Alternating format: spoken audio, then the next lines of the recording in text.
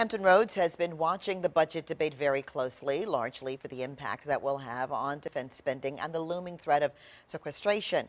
Now, the vote from our congressional delegation was unanimous. Sit on your sides. Art Kahn joins us now. So, Art, they all voted the same, 3 Republicans and 1 Democrat. Yeah, Alvita, that's right. The Hampton Roads congressional delegation all voted the same way on legislation to avoid this plunge over the fiscal cliff.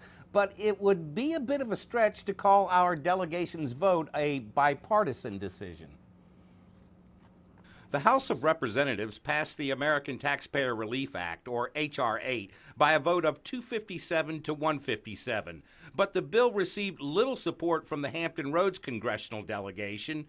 All voted against the measure, but for different reasons along party lines. The idea that we came to a bipartisan agreement on deficit reduction, and the only thing we can agree on is digging ourselves further in the ditch, shows what a problem we have. 3rd District Congressman Bobby Scott says the provision of the bill calling for tax cuts, except for those making $400,000 a year or more, will make deficit reduction even more difficult going forward. If you're trying to get $4 trillion in deficit reduction, and you've essentially eliminated the possibility that you can get it out of revenues, cuts of that magnitude arithmetically have to come out of Social Security and Medicare. If the president supported this bill, I don't think you would find him saying that this was going to impact Social Security and Medicare, and I don't think you'd find Harry Reid saying that, and I don't think you'd find Nancy Pelosi saying that. 4th District Congressman Randy Forbes says the legislation will raise revenues,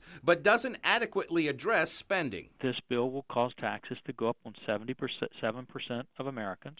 We know it does nothing to stop the dismantling of the military, which, as you know, in our area is going to be huge. And we know it does nothing to deal with the out-of-control spending that Washington continues to have. Revenues must come up as a result of tax reform, but also that spending must come down. I think the American people know that. The good folks of the 2nd District know that.